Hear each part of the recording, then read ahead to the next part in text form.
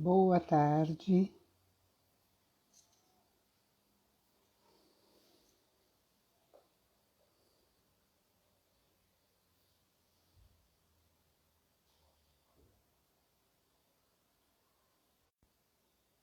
Boa tarde. Olá a todos. Alexandrina. Olá.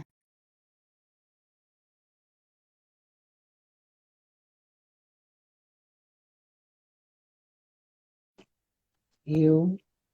Tudo bem, Alexandrina? Tudo bem, Rosilde, e você? Tudo bem, querida. Estamos aqui hoje a postos para mais uma live da Brata, né, do Psicoeducacional da Brata. É hoje o primeiro do ano, né? E vamos ter esse encontro aqui com nossos seguidores.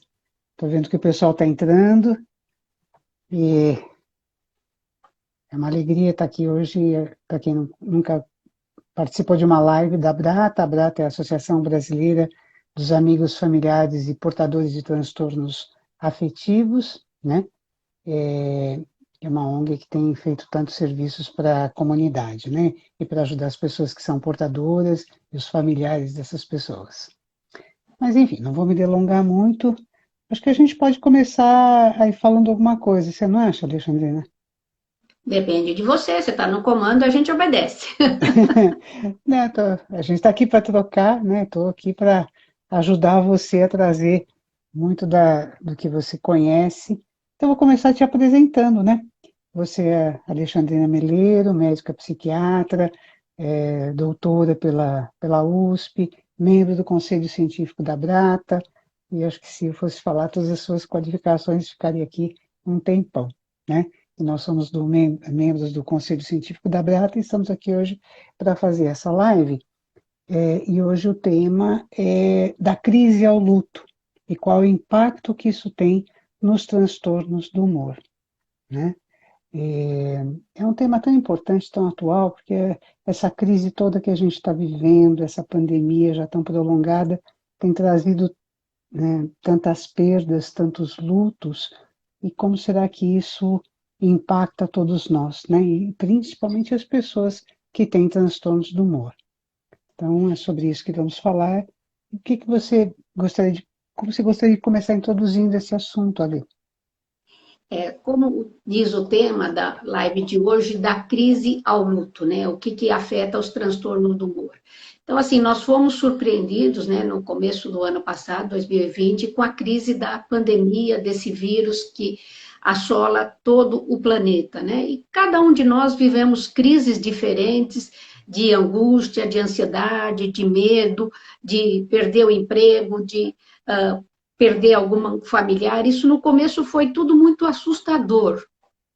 Quando eu digo no começo, será que agora não é assustador? Não, conhecemos um pouco mais, mas ainda continua assustador. E se nós olharmos todo esse panorama, né, que nós já estamos aí para 15 meses de expectativa aqui no Brasil do que acontece, a crise continua, nós temos instabilidades, nós temos angústia, temos melancolias, e seguramente todos nós também estamos vivenciando um luto.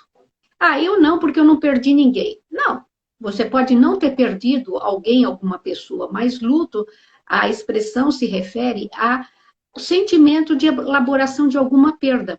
Então, perda da nossa liberdade, perda do ir e vir, porque a pandemia, teve a quarentena, teve os lockdowns, tudo isso são perdas, são luto que tivemos. O medo de eu perder o emprego, ou até para quem perdeu o emprego, é o luto de não ter o trabalho, o luto de ter uma intranquilidade, mudar o padrão de vida, tudo isso são perdas que nós tivemos. E todas estas perdas, e que nós vamos enfrentar cada um de maneira diferente, vai ter uma influência muito da cultura, muito da localidade, da regionalidade, da idade da pessoa, do sexo da pessoa, masculino, feminino, que laço familiar tinha ou não, as perdas que teve com a pessoa, tudo isso faz uma somatória e isso vai refletir no nosso físico e no nosso emocional. E toda vez que nós temos sentimentos que refletem no nosso físico, porque eu posso de repente ficar hipertensa, aumentar a minha glicemia, eu posso ficar com taquicardia, ter insônia, ter dor no estômago, dor na cabeça, piorar de alguma doença que eu já tinha fisicamente, também vai afetar o lado emocional. E nós vemos nessa pandemia, você há de concordar comigo, Rosilda, que muitas pessoas que não tinham nada emocionalmente, estavam bem, trabalhando, de repente são assoladas de ansiedade, de crises de pânico, de sentimentos depressivos, de uma vontade que é não fazer nada, largar tudo.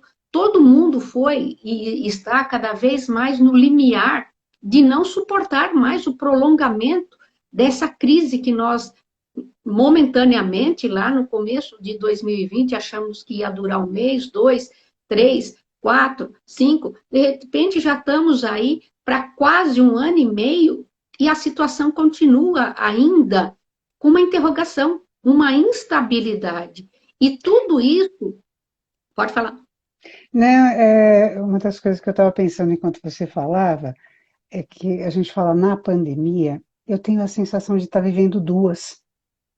Eu tenho assim, em 2020, eu e muita gente, a gente imaginava assim, não, logo, logo, ano que vem, a gente sempre tem um pensamento mágico que passou o 31 de dezembro, a vida é outra, né? Então Sim. parecia assim, não, já vai chegar a vacina, todo mundo vai estar vacinado e aí vamos voltar ao normal. É como assim, a praia está logo ali. De repente, as coisas caminharam de um jeito que a gente ficou sem praia. E agora a pandemia virou outra, os idosos já não são mais fator de risco, os jovens estão explodindo, pegando Covid e sendo maioria na UTI, nas UTIs, né? Enfim, o cenário mudou, depois que é outra coisa. O que parecia que tinha terminado se mudou, então até a pandemia do ano passado a gente perdeu para ter uma outra. Né? São perdas tão múltiplas, não? Já Então, mas desnorteia.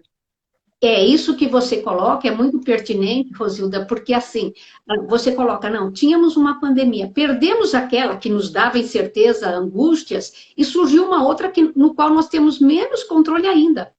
Né? Se nós colocávamos, não, o grupo de risco era mais os idosos, era pessoas com comorbidade, hoje nós estamos vendo adultos, jovens, sem comorbidade, e às vezes até adolescentes sendo acometidas, UTIs sendo cheias. O que é que aconteceu? No fundo, as pessoas não se conscientizaram de que a grande interrogação, ela só aumentou. Quando você fala duas pandemias, na verdade, a gente pode olhar que são dois enfoques, mas de uma mesma situação, que nós, no início, achávamos que seria um período agudo, curto, mas Sim. nós estamos diante de uma situação que está se cronificando com esse tempo, nós já dizemos que é uma angústia, uma incerteza, um medo que já está crônico. E, sem dúvida, as perdas, quando a gente fala de luto, vem nisso mesmo. Eu continuo com medo de alguma coisa, de perder meu trabalho, de perder minha situação econômica, mas de perder meu pai, minha mãe, meu amigo, perder a minha professora, perder alguém, porque a situação continua, né? Então, assim, nós podemos chamar de duas, mas na verdade foi um contínuo. E não tivemos folga para nos preparar para dizer que é outra coisa, é a mesma coisa, mas ela foi mudando de forma. À medida que também nós fomos nos adaptando a determinadas coisas, foram surgindo outras coisas. E isso é que faz com que o nosso sentimento, e aí a importância que tem todas essas perdas, o luto, para o transtorno mentais. De um certo modo, todo mundo no começo falava da quarta onda dos transtornos mentais. Eu acho o termo quarta onda errôneo, porque assim, olhando para trás e o agora, o problema da saúde mental e dos transtornos mentais, ele começou junto com a primeira onda, porque já começou a angústia, a ansiedade na hora que surgiu o vírus, na hora que surgiu a Covid. As ondas Ele, andam juntas, né? sim, É o junto que com a foi. onda infecciosa, a onda da saúde mental, são todas ondas juntas, né? Caminhando, como se Isso, fossem vários surfistas, né? Cada um surfando, mas ao lado do outro. exatamente, isso que eu queria colocar, porque todo mundo no comecinho colocou a saúde mental como quarta onda. Não, ela começou junto com a primeira, foi e está na segunda, na terceira, e ela vai perpetuar, infelizmente, mais do que tudo que a gente imagina. Então, tudo isso dá um sentimento de esvaziamento, de um vazio. E isso pode dificultar algumas pessoas elaborarem as perdas, seja a perda econômica, seja a perda de entes queridos, seja a perda de uma situação de estabilidade, tudo essa grande interrogação. E quando nós falamos de luto, é natural que todos nós sabemos que um dia nascemos, vamos crescer, e aí cada um vai escolher sua rotina, mas um dia chegará a nossa finitude. Nós sabemos disso, mas não vivemos pensando o tempo todo nisso. Só que agora, nesse momento, isso fica muito mais presente. Estamos muito mais perto dessa interrogação de vivenciar perdas e, de repente, morre uma pessoa famosa, de repente, morre alguém na minha proximidade, alguém no meu trabalho, de repente, é alguém na minha casa. Ou, de repente, sou eu que adoeço. E tudo isso faz a gente questionar como é que fica a saúde mental? Se eu não tiver suporte, uma rede social de apoio, se eu não tiver estrutura para enfrentar isso, a gente pode adoecer e fazer um luto não bem elaborado que vai caminhar para um luto doentio, um luto patológico. Claro Agora, que... a elaboração do luto é uma coisa importante, não é? Porque se você pensar numa época em que a gente não vivia a crise, todos nós perdemos pessoas, faz parte da vida. Mas a elaboração do luto tinha um suporte família, tinha um suporte da família, da sociedade, os rituais, né? Agora o que a gente vê é que tudo isso foi desmontado. As pessoas não podem se aproximar. Se morreu de Covid, não pode fazer velório. Se não foi de Covid, faz velório, mas com pouca gente. Quer dizer, ou então faz missa à distância, online, quando faz. Todo aquele esquema de elaboração do luto, de despedida dos mortos, tudo isso foi muito comprometido com essa pandemia, não é?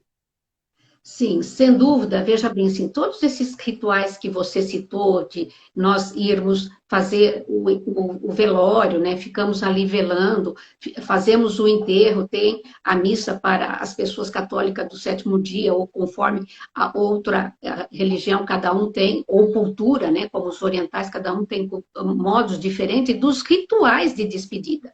Com a pandemia, isso ficou complicado. A pessoa, principalmente no começo, a pessoa internada, a gente já não tinha contato. Quando o hospital tinha recursos, poderíamos ver a pessoa por alguma coisa da a tecnologia da informação, por um WhatsApp, por uma imagem, por um Zoom, alguma comunicação. Mas muitas pessoas nem isso tinham. E a notícia era um certo horário que poderia ir no hospital para ter notícia, e mesmo assim as notícias eram breves. E isso ficou, esse buraco, esse vazio. E de repente eu tenho a notícia de que é para eu ir no hospital e não falo por quê. Bom, se eu vou no hospital, a pessoa já durante o trajeto, ela vai pensando, pô, perdi meu pai, meu irmão, seja lá quem for. E quando chega lá, essa notícia se concretiza. Só que eu não posso fazer o velório, eu não posso fazer nada. E aí criou-se, né? Adaptou-se, Rosilda, outros rituais. Fazer a missa ou o culto online, fazer a despedida de outras maneiras. E o que nós dissemos que é importante, esses rituais, de a pessoa não ser cobrada de que ela elabore o luto rapidamente. Isso é algo, um mito de que assim, não tem um tempo para você ficar de luto, depois você já tem que ficar bem. E há uma cobrança da sociedade, da maioria das pessoas, infelizmente, de que tudo seja rápido, porque nós estamos num momento onde tudo é descartável. Como se também a minha tristeza, meu luto, a minha dor, o meu sofrimento, eu tivesse que descartar rápido, e hoje já está ótima, conversando com você como se nada tivesse acontecido. E não é assim. Cada um de nós tem um tempo diferente, há uma necessidade diferente, depende do vínculo que eu tinha, se eu tive oportunidade ou não de conversar com essa pessoa para ter uma despedida, falar coisas que eu não havia falado e que eu gostaria de ter falado, se eu tinha brigado com essa pessoa, com meu pai, com um amigo, antes da perda e que não pôde se refazer esse laço, esse afeto, e aí a pessoa fica com vontade. O que a gente recomenda? Que ela pegue uma foto, que ela pede alguma coisa e faça, né, o seu ritual de despedida. Em 2011, quando no Japão teve lá o terremoto que acabou com milhões de pessoas, né? Uma pessoa, eu não lembro agora o nome do japonês, mas ele criou a torre branca, a cabine branca de telefone. E ficou, e está até hoje, hoje está sendo usada até para as pessoas que perdem por Covid. Ele fez, não tinha fio, não tinha nada, mas a pessoa podia entrar nessa cabine, eu estou falando 2011, claro que quem está em 2021 não vai nem saber o que é uma cabine telefônica, mas em 2011 elas ainda existiam, né? Depois foram os orelhões. Pega um filme antigo para saber. Isso. Então, veja bem assim, entrava na cabine, mesmo não tendo comunicação, não tendo nada, ela podia conversar alto ali, simbolicamente, como se ela estivesse conversando com a pessoa que ela perdeu. Então, o que aquilo mostrou? De que a gente precisava uma comunicação, que a comunicação era, do ponto de vista psicológico, positivo. E é o que a gente recomenda ainda hoje, nos dias atuais. Converse, pega uma foto, pega algum lugar, ou no seu quarto, ou com alguma pessoa, fale sobre seu ente que você perdeu, para que haja uma elaboração, um ritual a seu modo. Algumas pessoas gostam de comprar flores, outras gostam de fazer alguma coisa, alguma comida de que a pessoa gostava, e aí o luto, a dor, o sofrimento vai se transformando em saudade. E aí eu vou voltando à minha rotina normal. Aí eu vou no supermercado e eu vejo justamente a bolacha que meu pai gostava. Claro que volta a minha lágrima, claro que volta meu sentimento. A gente está o tempo todo, tem hora que enfrentamos e tem hora que o sentimento, a dor volta. Isso é natural. A gente não precisa fazer tragédia disso, não precisa, preciso correndo buscar o médico porque ainda não está bem, não. A dor, o sofrimento, ela vai indo e para cada pessoa tem um tempo. Há muito tempo atrás se falava, não, um mês, 2, passou disso já é patológico, não. Dependendo do grau de vínculo que nós tínhamos com a pessoa que perdemos, às vezes até um animal, né? E hoje o pet tem um valor muito grande para as pessoas, isso demora mais ou menos conforme a pessoa. E ela tem que dar esse tempo, e quem está à volta também tem que dar esse tempo. Quando nós temos uma rede social, essa rede social, os amigos, os colegas, os familiares, vão nos dar força, estrutura para que a gente enfrente. Podemos conversar sobre a pessoa que eu perdi, sobre o que ela fazia, o que era interessante, qual o esporte que ela gostava, qual a comida. Ao falar, isso vai abrandando a nossa dor, o sofrimento. Muitos acham, não quero nem falar, como se falar fosse aumentar a dor. Não. Ao contrário, no luto, quando a gente fala, mas de um modo a trazer lembranças boas, isso vai amenizando a nossa dor, o nosso luto, o nosso sofrimento. Chorar ajuda, né? Chorar morto, chorar ajuda. E isso você falou, né? Que todo mundo fala, não deve chorar. Ao contrário. Ao contrário. Se nós, por exemplo, quando diante de uma situação divertida, a gente sorri ou ri e dá gargalhadas, a lágrima, o choro, é benéfico, porque com isso a gente desloca a nossa emoção para o choro. Essa emoção, se não vai para o choro, ela pode somatizar ou ir para o emocional e virar um transtorno mental ou um transtorno físico. Então, vira estresse, né? Estressa, né? Fica uma coisa não resolvida. Isso pressiona a estrutura da pessoa, né? Sim. Veja bem, você falou uma palavra importante, estresse. Isso estresse. Toda vez que nós passamos por estresses emocionais, o nosso corpo sofre oxidações e essas oxidações vão alterar toda a nossa cadeia hormonal, toda a nossa cadeia de neurotransmissores cerebrais, como também nossa cadeia de autoimune. Eu ficando até mais vulneráveis a adoecer de uma doença autoimune, de uma doença hormonal ou até de uma doença mental. Então, o choro, ele é um remédio. Agora, claro, eu ficar chorando 25 horas por dia, aí não está normal.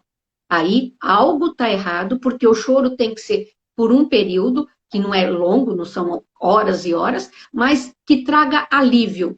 Naquele momento, aquele choro trouxe alívio. A gente retoma, volta às atividades, mais tarde, por alguma lembrança, podemos chorar novamente. Não existe uma regra, não existe um modo de como enfrentar. É Isso é que que é aí importante. a gente consegue passar da dor para mudar. A gente muda de canal, né? Quando está dentro de um, vamos chamar de um luto não complicado, né? Assim, o indivíduo vai aos poucos elaborando. Porque você estava falando uma coisa, eu estava pensando também. Existe a morte biológica e a morte, assim, o indivíduo foi embora, o corpo não está mais presente, mas a gente mantém o vínculo. Por isso que não tem problema, como você falou, lembrar da bolacha do pai na hora que vai no mercado, né? Porque, assim, isso vai estar sempre presente, faz parte da sua história, né? E isso, você colocou algo importante, assim, a história da pessoa que nós perdemos, ela não morre, morre o corpo. E dependendo da cultura e da religião de cada um, vai ter um entendimento. Mas, assim, as lembranças são minhas. Eu vou trazer elas de volta ou não, no momento e na hora que eu quiser. E, só que, assim, gradativamente, essas lembranças vão ficando uma saudade gostosa, agradável. Eu lembro que quando eu tinha 7 anos, meu pai me levou para assistir o futebol no Corinthians, lá no Pacaembu, porque já que eu sou antiga, eu não posso dizer que é no estádio novo. Então, assim, tudo isso traz lembranças positivas, mas também traz negativa. Ah, eu no dia dos pais estava brigado com ele, eu não fui visitar meu pai. Sim, mas agora, pai, eu posso conversar com você e dizer, me perdoe, agora eu vou estar lembrando e estar comemorando. Então, assim, o que você falou do luto patológico, nós temos que olhar de que muitas vezes, nessa época agora de pandemia, até porque a gente não consegue fazer os rituais que tradicionalmente cada cultura tem, cada povo tem, cada família tem, cada religião tem, nós estamos tendo até um prolongamento do período de luto que é aceitável. Então, nós não vamos chamar de patológico. Nós vamos dizer que a pessoa vai procurar ajuda se isso interferir na vida diária dela, no trabalho dela, na vida social, na vida familiar, começa a interferir em vários setores da vida dela, ela não tem mais ânimo, ela só tem tristeza, ela só emagrece, ela deixa de dormir, ela vai tendo perdas e perdas. Opa, aí nós temos que olhar, porque essa pessoa vai precisar de uma assistência psicológica e muitas vezes psiquiátrica. Não quer dizer que por precisar de uma ajuda psiquiátrica nós vamos medicar todo mundo, que também não é isso. Não é com remedinho que a gente resolve os sintomas e os sentimentos da perda. Muitas vezes o falar, o conversar, o receber orientação faz com que a pessoa possa ter o enfrentamento saudável porque ela não estava conseguindo, mas a gente consegue trazê-la de volta para enfrentar com naturalidade aquela perda, aquele sofrimento, aquela dor. Me diga aí, o que é que você está pensando? Pela sua carinha, alguma coisa tem. Não, eu estava aqui pensando também, até porque eu vi algumas pessoas mandaram comentários e perguntas, né, sobre situações mais graves, porque tem pessoas que vão adoecer, né? Acho que nós todos estamos vendo que pessoas que estavam bem, sofreram um impacto e viveram algum nível de sofrimento, alguns adoeceram, e quem já tinha algum transtorno, muitas vezes manifestou uma crise. Tem uma pessoa colocando aqui que o marido entrou em surto psicótico recentemente, e pessoas perguntando sobre se o suicídio aumentou ou não nessa crise. O que você acha? Veja bem assim, algumas pessoas, como disse o marido aí de uma das nossas ouvintes aí, está dizendo que o marido entrou em quadro psicótico. Com a pandemia, muitos lugares deixaram de oferecer o tratamento, o ambulatório, o médico, a rede, né, a UBS, a AMA deixou de oferecer, muitos deixaram de ter o medicamento e podem entrar no quadro que já tinha ter exacerbado. Não, ele nunca tinha tido quadro psicótico, mas pode, foi o que eu disse, a pessoa poderia nunca ter nada e entrar. E o que a gente tem visto em relação ao suicídio, há uma grande preocupação, sim, de que o número possa aumentar. Mas tudo tem indicado que até o momento nós não temos aumento dos casos de suicídio. Mas pensamento e de ação suicida, isso sim aumentou e bastante, né? Haja visto que todos os colegas, inclusive em outros países, têm sinalizado. Quem mostrou estatística aumentando muito o número de suicídios de fato foi no Japão. Outros lugares não. Agora, claro que continua existindo. Mas o que a gente vê é que, na verdade, assim, como está tendo a quarentena, como está tendo esses lockdown, de um certo modo, as pessoas estão umas mais próximas da outra dentro da própria casa. E aí passa a estar mais, vamos dizer, vigilantes. Mas pode também não estar, né? E eu enfatizo muito, por exemplo, os adolescentes, as crianças e os idosos, que muitas vezes ficam meio que abandonados, porque os adultos têm que trabalhar, o home office ou o presencial, e aí ficam sem atividades. Essas pessoas podem sim entrar em depressão e, com isso, estarem mais sujeitas como fator de risco ao suicídio. Fato é que estatística fidedigna que diga que de fato aumentou o número de suicídio, nós não temos. Agora, temos que estar alerta para que Mas a muitas gente pessoas. não venha ter, mas ideação e pensamentos, isso sim a gente observa que está presente. E aumento do sofrimento mesmo das pessoas que já estavam medicadas, né? Uma pessoa colocou agora que o filho, mesmo medicado, o filho bipolar, ele teve piora. E outra coisa que a gente observa também, um nível de sofrimento muito grande em algumas categorias, como a dos profissionais de saúde, as pessoas que trabalham em linha de frente, muitos casos de estresse pós-traumático, pessoas que ficam muito abaladas, com quadros de ansiedade muito graves também, não só transtornos de humor, né, Luciana? Sim, veja, quando esta mãe fala que o filho bipolar, mesmo medicado, piorou, por quê? Pela não poder fazer atividades, se ver limitado do ir e vir, de ter amigos, de ter atividade física, que a atividade física melhora muito o emocional de todos nós, de ter convivência, tudo isso, e principalmente as pessoas que ficaram com excesso, vendo reportagem, televisão, na rede social, só se falando em perdas, mortes, coisas assim, isso pode funcionar como um gatilho para a piora de quem já tem uma doença de base. Seja uma crise hipertensiva, a pressão arterial pode aumentar, como, por exemplo, o transtorno bipolar pode exacerbar aí o seu episódio de depressão ou o seu episódio de euforia. E você colocou, né, os profissionais que estão na linha de frente, ou mesmo quem está não só nos hospitais, mas trabalhando, né, no ônibus, o motorista que está se expondo no metrô, no trem, as pessoas que estão em contato, todas elas, claro que vendo tudo isso, podem estar sujeitas ao que a gente fala o estresse pós-traumático. É eu viver uma situação totalmente estressante que foge ao padrão humano e que com isso passo a ter consequências. E nós estamos vendo sim que está aumentando, principalmente no grupo feminino.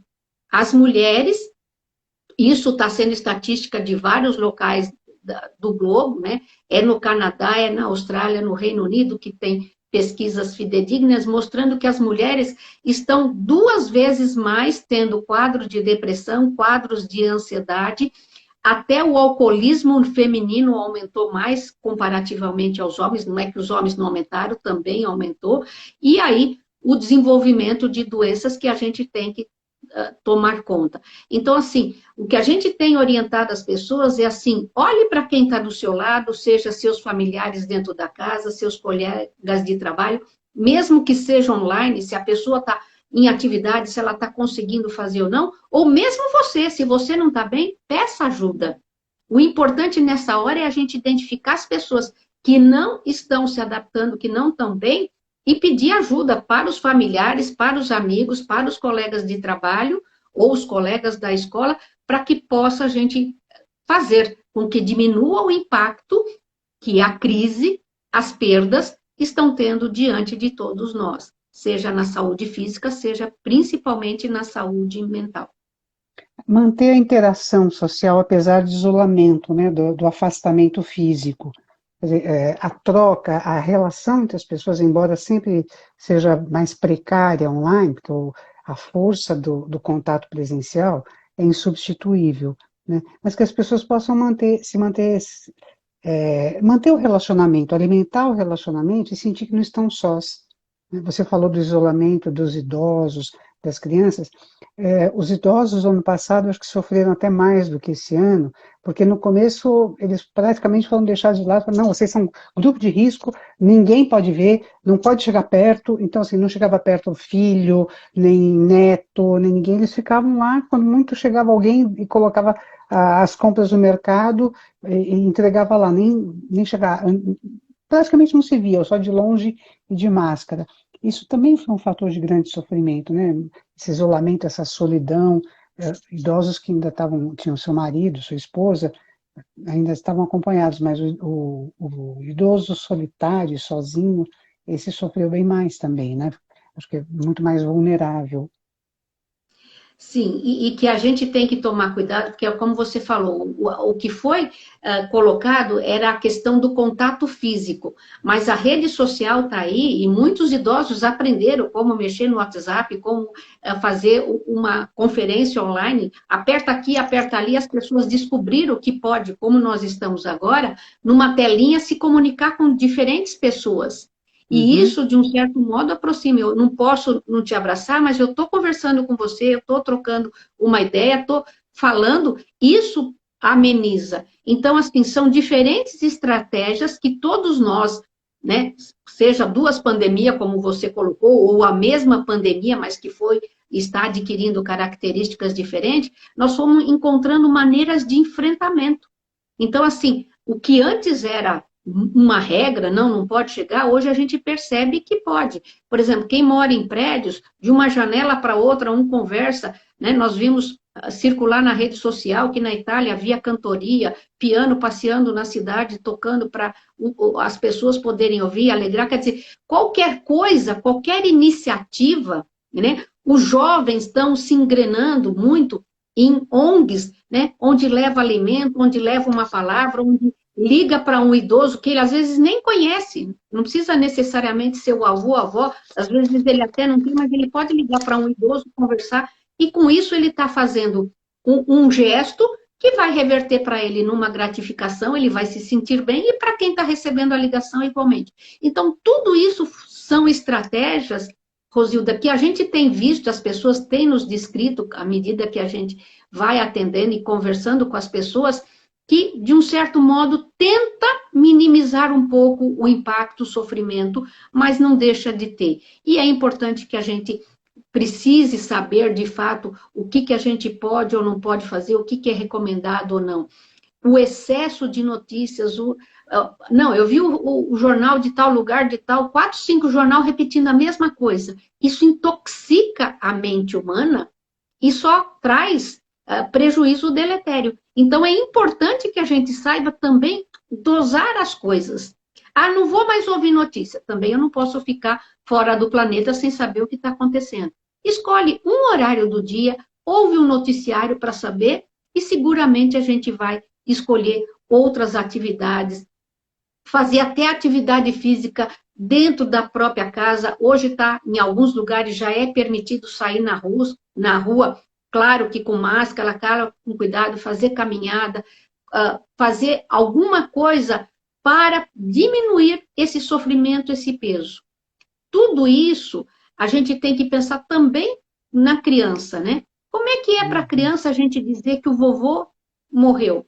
Como é que é dizer para o adolescente que o vovô morreu ou que o pai morreu? E a desestrutura, às vezes, econômica que uma casa passa quando o cabeça da família morre, a pessoa que trazia a parte econômica que garantia o sustento morre. Tudo isso são coisas que envolvem o luto dessas perdas que nós estamos falando. E é nesse momento que nós vamos ver cada faixa de idade, como nós vamos conversar. A criança com 2, 3 anos, ela ainda não tem compreensão do que é a morte. Mas a gente diz que o vovô não vai voltar mais. Na hora que a criança tem aí dos seus 3 aos 5 anos, ela começa a entender um pouquinho mais que o vovô não volta. Mas ela ainda não tem compreensão da finitude do que é de fato a morte. Para cima dos 7, 8 anos que ela começa a ter e a gente vai assimilando com algum desenho, com alguma coisa, a não volta. De fato, é para cima do 9 a 10 anos que a gente consegue realizar a concretude da morte e o não retorno. Mas é importante que desde pequenininho a gente sempre fale na linguagem que a criança, que o adolescente entenda, mas coisas reais. Não ficar criando ilusões. Foi para o hospital e não voltou. Então, nunca mais eu vou entrar em hospital, porque eu Sim. posso entrar e não voltar. Então, a gente tem que ter cuidado com o que a gente fala com as nossas crianças, nossos adolescentes, para que aquilo também não venha, ao invés de ser uma solução momentânea, né, confortável até para alguns adultos, mas que depois pode, para essa criança ou adolescente, vir de ser uma coisa que vai trazer complicações futuras. Então, sempre a clareza, a tranquilidade, a naturalidade, para que a gente fale, a morte, ela faz parte do ciclo da vida, né? Há um poeta, eu não lembro o nome, mas que ele falava assim, que ele gostava muito de apreciar as flores na primavera. Pena que chegava o outono, o inverno, o verão, e as flores iam embora. E é num texto de Freud que Freud falava que justamente a beleza das flores é porque elas nasciam e podiam. E ao elas desaparecer, na próxima estação, nós iríamos ter de novo o prazer, mostrando o ciclo da vida. Uhum. E que é importante a gente saber, né? Como diz uma música, que o trem de chegada é o de partida. Uhum. Depende do nosso referencial. E aí vai de nós aceitarmos muitas coisas que são transitórias, né? Pode-se morrer dentro do útero materno, pode-se morrer ao nascer, pode-se morrer com 3, 4 anos, com 20 anos, 30, 40, 80, 90, até 104, como foi o Niemeyer, mas em algum momento nós vamos mudar, sair do ciclo da vida, porque vai começar um outro ciclo do qual muitas vezes a gente desconhece. E é tudo isso que nós temos que assessorar, dar o suporte, dar o apoio para as pessoas que estão nesse momento de pandemia passando por essas perdas, muitas vezes dolorosas, sofridas, mas que seguramente também traz um crescimento, um desenvolvimento e amadurecimento da realidade. Não é isso, Rosi? E tem outra coisa, eu acho, com certeza, acho que algumas das coisas que nos dão suporte, né, numa hora de tanta crise, é conseguir encontrar esperança. Quando você falou assim, a gente aprecia a beleza de uma flor, até porque ela morre um dia, a gente tem esperança de que na próxima primavera ela venha.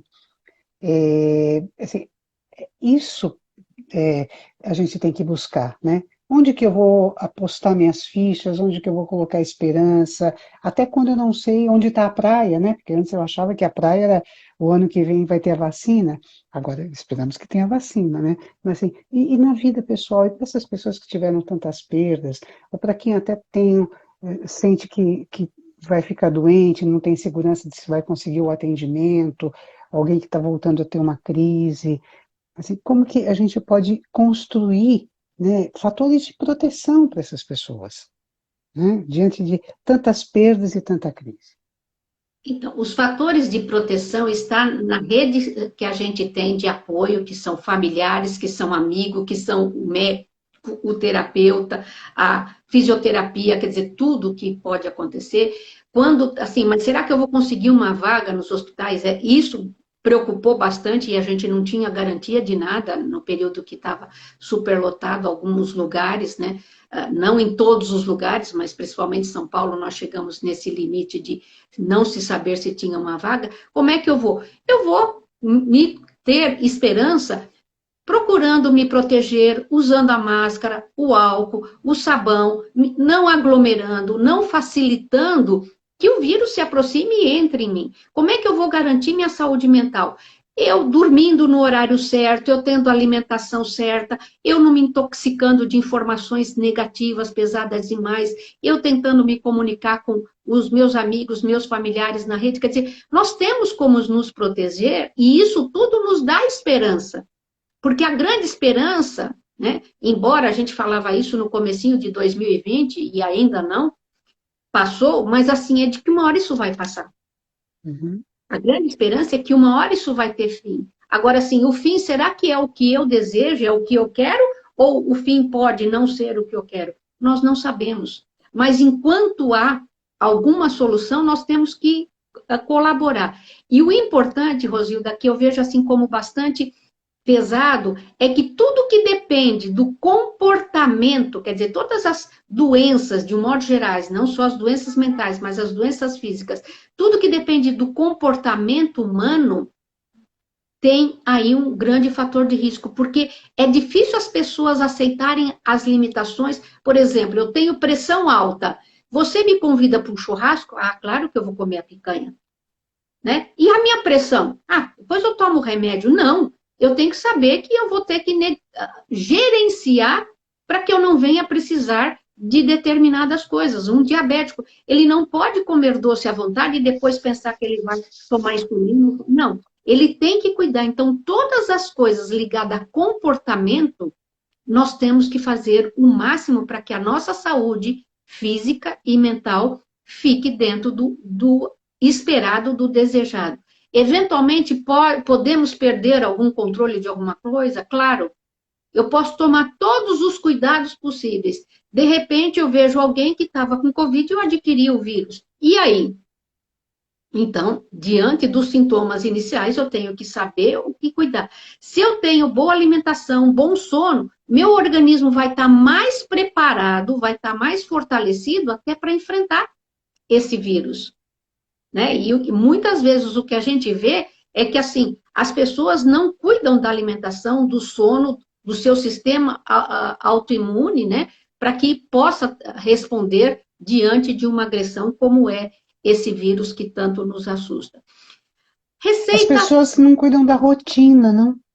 Como é importante, porque a pandemia quebrou todas as rotinas, mudou nossas atividades, o lugar onde a gente trabalha, o jeito como a gente vive, né? E as pessoas perderam rotina, ficam maratonando séries, né, quando podem, ou até assim, se vivem em lugares muito pequenos, acabam não respeitando as regras de isolamento, até por impedimento mesmo, e assim vão para as ruas ou saem mais, e acabam se desorganizando, nem sempre conseguem se cuidar tão bem, mas como é importante a gente poder procurar se informar, né? O que é necessário fazer, como é que eu posso me cuidar, como é que eu posso criar jeitos novos de me cuidar quando está tudo tão diferente.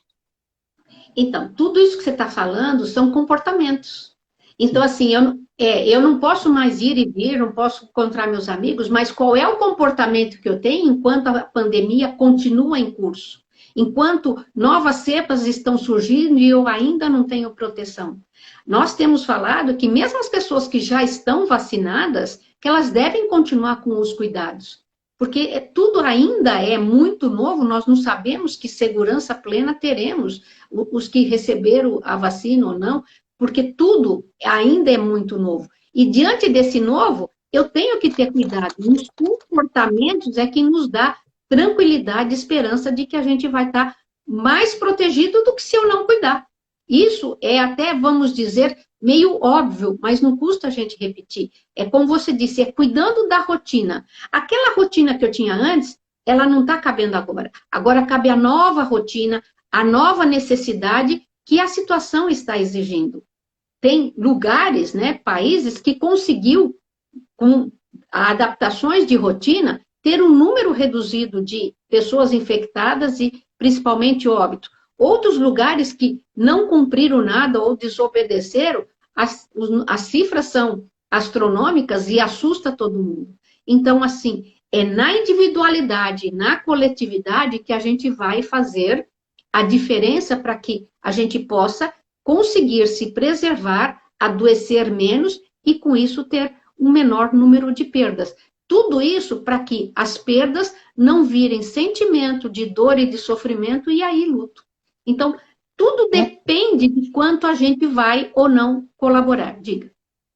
Eu estava lembrando do conceito, né, que é tão importante para a gente conseguir fazer isso, que é o da resiliência, né, de ser capaz de suportar essa diversidade sem quebrar, né, e de construir uma saída nova. Então, veja bem que você traz, quando você falou fatores de proteção, você estava falando de resiliência. O que é que eu tenho a meu favor, a resiliência, para que eu suporte a pressão, o estresse, a perda, o sofrimento, né, para que eu adquira, como eu disse assim, olha, sempre diante de uma adversidade, A gente tem que ter uma força para vencer. E eu brinco sempre que a panturrilha, né, que é aquela parte na perna que nos dá força para dar o salto do obstáculo. Isso é a resiliência. O enfrentar a adversidade, seja ela qual for, para que a gente possa vencer. Se a gente não tem essa resiliência, se a gente não tem esses fatores de proteção, sem dúvida, a nossa caminhada vai ser penosa e vai ser com mais dor e sofrimento. Então, a adaptação, né, a resiliência vem muito de um provérbio chinês que eu gosto muito, que nós temos que ter a sabedoria de saber o que nós podemos mudar e fazer a mudança. Então, mudar meus hábitos cotidianos para os hábitos necessários agora na pandemia, e saber o que eu não posso mudar e aceitar. Eu aceitar as limitações que a pandemia está fazendo. Claro que no meio disso tudo, sempre tem controvérsias, tem orientações, tem notícias que deixam mais alarmante do que não, mas vai também de eu ter a resiliência de selecionar o que me faz bem e o que me faz mal. Será que eu ver série vai me fazer bem ou vai me fazer mal? Será que eu ficar conversando com a Rosilda 40 minutos do meu tempo vai fazer bem ou vai fazer mal? Se é uma pessoa que me traz positividade, trago informações, claro que vai fazer bem eu conversar com a Rosilda 40 minutos no telefone. Mas se a Rosilda é uma pessoa amarga, triste, que só vai trazer pessimismo e derrotismo, então essa pessoa eu vou evitar a comunicação. Eu tenho até que fazer seleção das pessoas que vão trazer a positividade e a esperança. Ah, mas se a pessoa está deprimida, se ela é doente, eu vou tentar passar para ela a minha positividade, a minha esperança, o meu alento, o meu conforto. Porque tudo é uma troca. Eu recebo, mas eu também posso oferecer. E é nessa troca que nós vamos adquirindo resiliência, fortalecimento e enfrentamento das adversidades que a vida traz, não só a pandemia.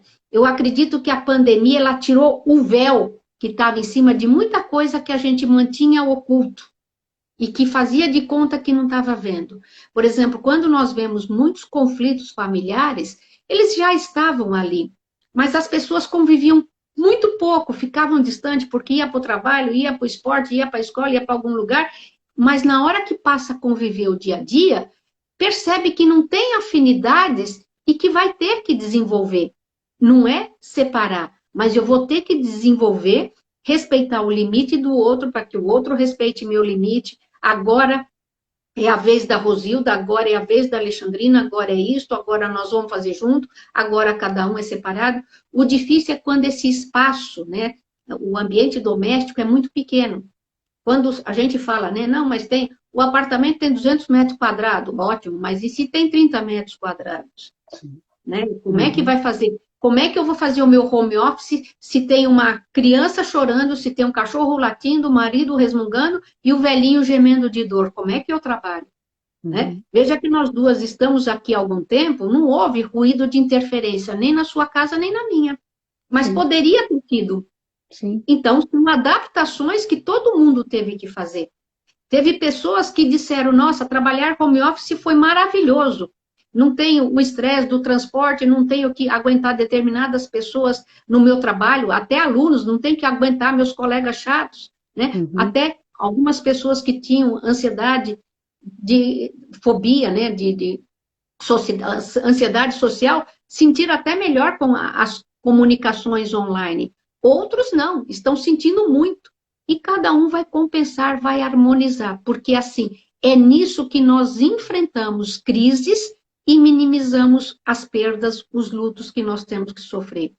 Perder sempre vai, porque tudo que na natureza se cria, se transforma, nada se perde, não é isso? Transforma em quê? Em alguma coisa.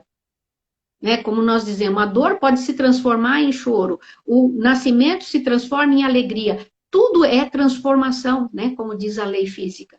E nós temos que saber transformar nossa perda em algo positivo para que a gente venha a diminuir o sofrimento.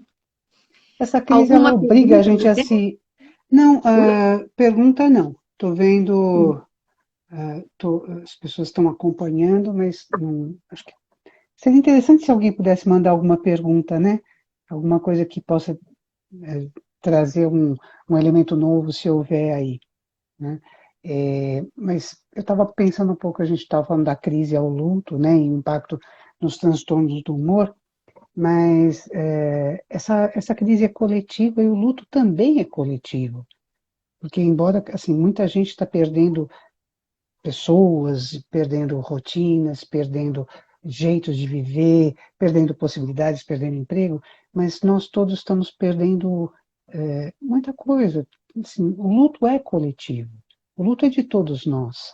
Então, eu acho que é importante, como a gente está falando tanto aqui de relações, de um poder dar suporte para o outro, de não ficarmos sozinhos, assim, de como é importante a gente olhar para essas diferenças, que tem pessoas menos favorecidas que vão precisar de maior suporte, né? Ter uma abertura, uma tolerância maior.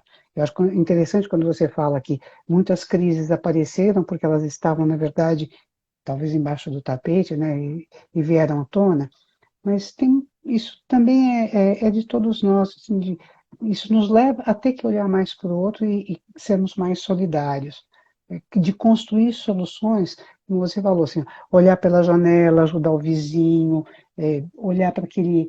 Outro dia eu estava vendo um rapaz falar, eu prefiro comprar a cerveja daquele barzinho pequeno, porque o mercado ele já vende muito. Então eu vou dar força para aquele cara que está ali com a portinha aberta vendendo delivery. Assim, é uma atitude de generosidade de olhar para assim, estamos todos sofrendo. Quando a gente consegue se identificar e se ver junto, fica melhor, né?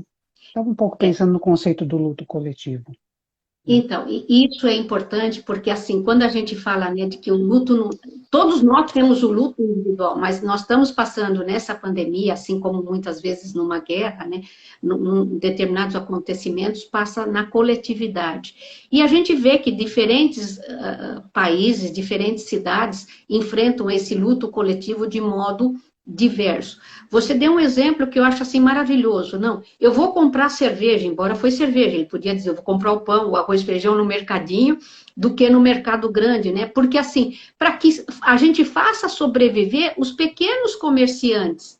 Não é que o grande não precisa, mas a maioria tem o hábito de já ir no grande, e o grande, a gente supõe que ele tenha uma estrutura melhor para enfrentar esse período onde as coisas ficam diminuídas. Então, são momentos de solidariedade, de compaixão, de empatia com o próximo, porque no fundo a gente também precisa disso. Que também pensem em mim. Se eu estou podendo comprar cerveja, é porque eu não perdi meu trabalho. Então, eu vou querer manter o trabalho do outro. E aí fica uma corrente de um dar mão para o outro, e é nessa coletividade.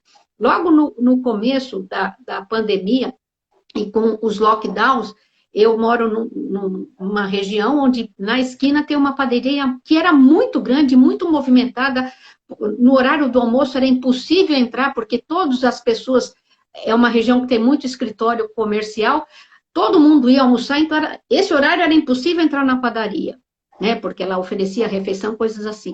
De repente eu entro, ela está com poucas luzes para economizar energia, está com aquelas faixas zebradas para não se sentar, só pegar e ir embora.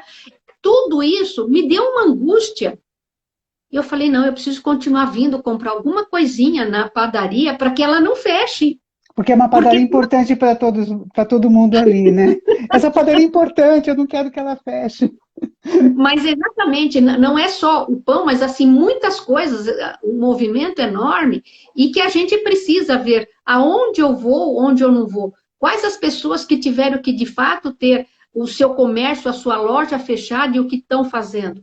Pessoas que, no meio a essa crise toda, por exemplo, o shopping abriu recentemente aqui em São Paulo, em outros lugares ainda não.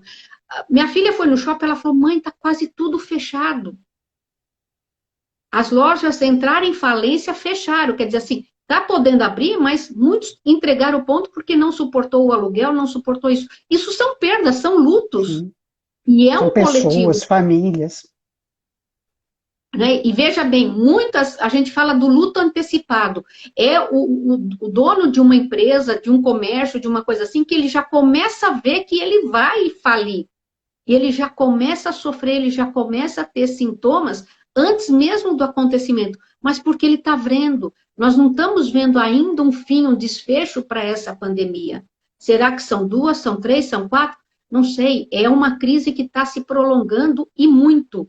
E nós temos que ter a sabedoria de enfrentar e ajudar as pessoas que a gente pode. Isso sim é um comportamento, vamos dizer, humano. Tá. Ale, surgiram algumas perguntas, deixa eu ver aqui. Tá vendo? Só Eu vou vou estimular o ler. público, né? Nós temos que fechar com 59 minutos e alguns segundos. Tem uma pessoa que não está conseguindo escutar, mas é uma pessoa só. Não sei, eu acho que o problema não é a nossa emissão, deve ser o celular dessa pessoa. Mas, olha, eu vou ler aqui. Como vivenciar o luto em um mundo que não podemos parar? Né?